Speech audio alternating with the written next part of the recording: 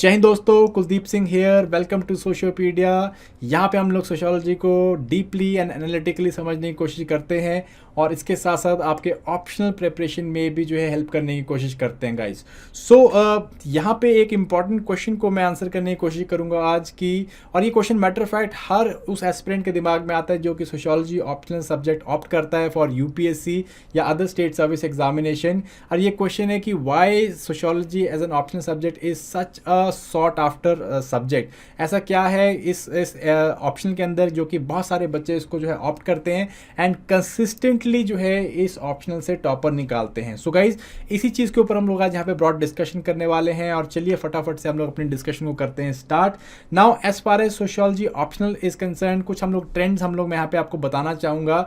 जैसे मैंने आपको बोला, it is one of the most sought after subjects in civil service examination. Matter fact अगर मैं बात करें तो हर साल अराउंड 12,000 बच्चों में 2,000 से 2,500 के आसपास में बच्चे जो हैं वो हर साल सोशियोलॉजी से ऑप्शन लिखते हैं। सो ये जो है सोशियोलॉजी को एक बहुत ही ज़्यादा सॉट आफ्टर ऑप्शनल सब्जेक्ट बना देता है। और ऐसा क्यों है, इसके बहुत सारे कारण हैं। सबसे पहला इसका कारण क्या है कि ये ऑप्शनल सब्जेक्ट जो है इसमें आपको कंपैरेटिवली काफ़ी हायर मार्क्स देखने को मिलते हैं और इसका एवरेज जो है कंपैरेटिवली बाकी ऑप्शनल से ऊपर आपको देखने को मिलता है। और वो सारी चीज़ें तब कि आपको कंपैरेटिवली लेस एफर्ट्स में ये सब मिल रहा हो। सो आपको पता है कि जो आपका सोशियोलॉजी जो आपका यूपीएससी का प्रिपरेशन होता है वो बहुत ज़्यादा हेक्टिक रहता है, बहुत सारी चीज़ें पढ़नी होती है, जिसमें सोशियोलॉजी या ऑप्शनल सब्जेक्ट जो है एक बहुत बड़ा चंक ले जाता है।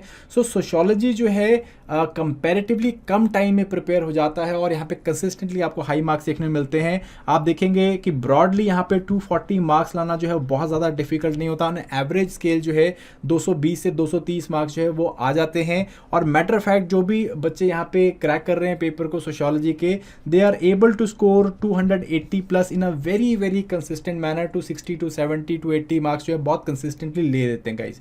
इवन अगर मैं टॉपर्स की बात करूँ जो इस पेपर में काफ़ी अच्छे मार्क्स स्कोर करते हैं, तो एवरेज जो है 300 टू 320 के बीच में भी जो है ये स्कोर चला जाता है।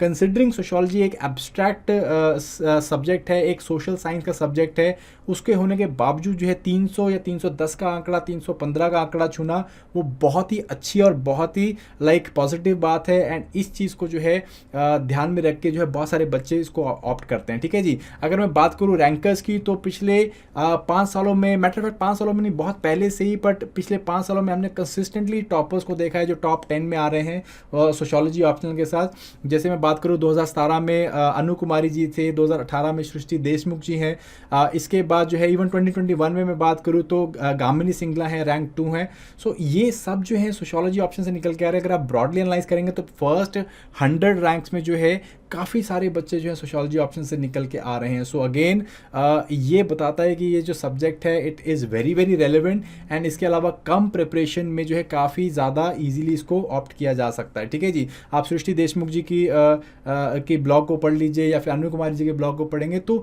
You will able to know, you will be able to जज कि बहुत कम टाइम में इन्होंने प्रिपेयर किया बट स्टिल बहुत अच्छे मार्क्स जो है इन्होंने सोशियोलॉजी में निकाले हैं। ठीक है जी।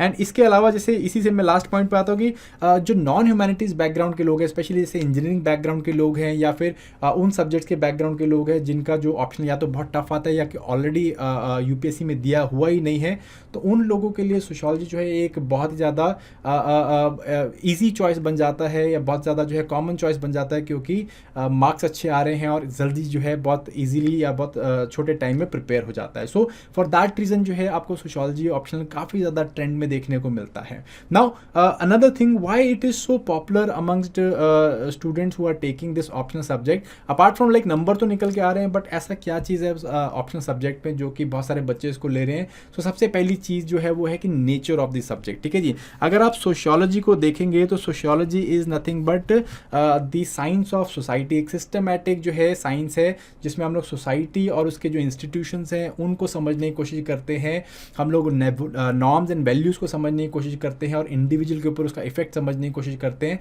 तो ये नेचर इन इटसेल्फ जो है क्या है, ये बहुत ज़्यादा एब्स्ट्रैक्ट है। एब्स्ट्रैक्ट होने के कारण क्या होता है कि आपको यहाँ पे ऐसे बिल्कुल कंक्रीटाइजेशन नहीं देखने को मिलता, आपको ऐसे कोई फार्मूलाज नहीं रटने हैं या कोई आपको थियरम्स नहीं रटनी है। ये जो है बहुत ज़्यादा एब्स्ट्रैक्ट आपको साइंस देखने को मिलेगी। और मैटर ऑफ फैक्ट यहाँ पे एक और इम्पॉर्टेंट चीज़ है कि हर कोई जो है वो कहीं ना कहीं एक सोशियोलॉजिस्ट है। Every individual who is living in a society is a sociologist by itself, because sociologist क्या करते हैं, वो भी जो है समाज के इंस्टीट्यूशंस को, नॉर्म्स को, वैल्यूज को समझने की कोशिश करते हैं। आम इंसान भी वही काम करता है।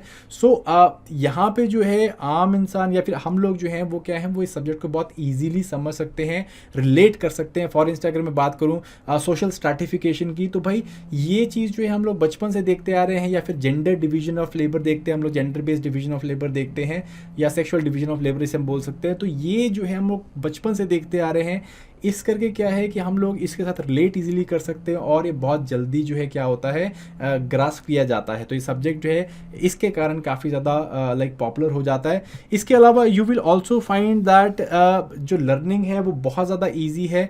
यू विल नॉट फाइंड, जैसे मैंने अभी आपको पीछे बताया कि भाई जैसे आपने स्ट्रैटिफिकेशन पढ़ा हुआ है, सोशल रिलीजन के ऊपर हम लोग जो बातें करते हैं, पॉलिटिक्स के ऊपर बातें करते हैं, सोशल चेंज के ऊपर बातें करते हैं, तो कहीं ना कहीं जो है हम लोगों ने ये चीज़ें या अपने साथ होते हुए देखी हैं, हमने फैमिली एज एन इंस्टीट्यूशन को देखा हुआ है।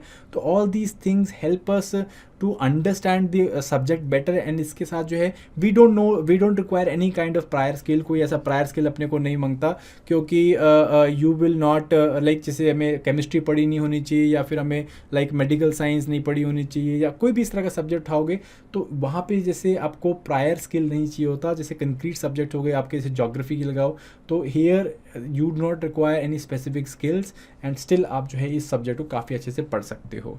Then is another very very important aspect is shorter syllabus. अब गाइज यहाँ पे क्या है, जो सिलेबस है सोशियोलॉजी का, इट इज़ कंपैरेटिवली स्मॉल। ये जो है हम लोग अपना सोशियोलॉजिकल टर्म्स में बात करते हैं कि sociology has a long past but short history. So long past जरूर है कि मतलब हम लोग जब से बात कर रहे हैं फिलोसफर्स की, सीर्स की, तब से जो है ये लोग जो है वो सोसाइटी के ऊपर बात करते हैं, सोसाइटी को जो है ऑब्जर्व करते आए हैं। बट अगर मैं एज अ डिसिप्लिन की बात करूं तो डिसिप्लिन जो है sociology, it came into forefront in 1838 only. तो बहुत ही लाइक 200 साल का भी ब्रॉडली हिस्ट्री नहीं हुआ है इसका। एंड इसके कारण क्या है कि जो इसका एकेडमिक जो भी लिटरेचर है वो काफ़ी ज़्यादा कम है। जैसे आप सिलेबस की बात करो तो 6 ब्रॉडली थिंकर्स आपको देखने को मिलते हैं, बाकी एरियाज़ में जो है आपको थिंकर्स मिलते हैं बट वो उतने ज़्यादा डीप में नहीं पढ़ने होते हैं। सो इस करके सिलेबस जो है वो कंपैरेटिवली शॉर्ट है एंड सिलेबस जो है बहुत ज़्यादा रिलेटेबल भी है अपने डे टू डे लाइफ से। So in that way what happens, the syllabus coverage becomes very very easy. ठीक है जी। नेक्स्ट इंपॉर्टेंट थिंग इज़ कि यहाँ पे बहुत सारे जो स्टूडेंट्स हैं, जो टॉपर्स हैं, जो कि पेपर क्लियर कर रहे हैं, वो इस सब्जेक्ट को ऑप्ट कर रहे हैं। तो इस करके क्या है, बहुत सारा कंटेंट जो है वो अवेलेबल रहता है online as well as offline. ठीक है, जिसको आप बुक स्टॉल देखोगे बहुत सारी बुक्स आपको मिल जाएंगी। जैसे नितिन सांगवान जी की बुक है एसेंशियल्स ऑफ सोशियोलॉजी, या फिर इवन अगर आप स्कॉलरली बुक्स की बात करोगे तो जैसे हॉलम्बस हॉलबॉर्न है, तो बड़े सारी ऐसी बुक्स हैं जहाँ पे आपको सिलेबस काफ़ी अच्छे से मिल जाएगा। इवन ऑनलाइन जो है बहुत सारे जो टॉपर्स हैं इनके नोट्स अवेलेबल रहते हैं। तो इससे क्या होता है, एक टॉपिक को समझने के लिए, ऑप्शन को समझने के लिए बहुत ईज आउट हो जाता है। ठीक है जी। That is why this particular subject is also very very popular. Then again इससे जो है एड ऑन बेनिफिट्स भी हैं भाई। सोशियोलॉजी, सोशल इश्यूज़ अगर आप देखते हैं जीएस पेपर 1 में हम लोग सोशल इश्यूज़ पढ़ते हैं, तो वो भी जो है आपको यहाँ पे देखने को मिलेंगे। ऑप्शन जो आप सोशियोलॉजी पढ़ोगे तो आपके सोशल इश्यूज़ जो है वो जीएस 1 में कवर होते हैं। जीएस 2 के कई जैसे डेवलपमेंटल ऑर्गेनाइजेशन है वो यहाँ पे कवर हो जाती हैं। आपका एस्से मॉड्यूल जो है काफ़ी अच्छे से कवर हो जाता है। आप देखोगे सोशियोलॉजी पढ़ी हुई होगी तो आप जो है better able to comprehend the essay, the type of essay जैसे हम लोग को आज देखने को मिल रहे हैं। फॉर इंस्टेंस फिलोसॉफिकल एस्सेज आ रहे हैं, तो सोशियोलॉजी पढ़ के जो है you are better able to comprehend कि इन एसेस को किस तरह से किया जा सकता है। And last but not the least, interview जब हम लोग फेज में आते हैं तो वहाँ पे सोशल इश्यूज़ का ज्ञान होना, उनके ऊपर डीपर जो है इंसाइट होना, that helps us in giving more mature answers and those answers जो है बोर्ड को ज़्यादा अच्छे से सेटिस्फाई कर पाते हैं। So that's why like this particular optional subject has been a very popular subject और काफ़ी टाइम से लिया जा रहा है। और इसके मतलब इस सब्जेक्ट का जो है स्कोरिंग जो है it has been pretty nice and consistently बच्चे जो हैं 250 to 280 मार्क्स स्कोर करते हैं, एंड कई की बारी जो है 300 भी स्कोर कर रहे हैं. So guys that was the, I hope this answers your question कि why sociology is such an optional, such a popular optional. So I'm going to do all of these sessions. I'm going to continue with these sessions, and continue करते करते हम लोग जो है और optional के ऊपर बात करेंगे. So guys, I hope you like this particular session. So thank you very much, and all the very best. Bye bye.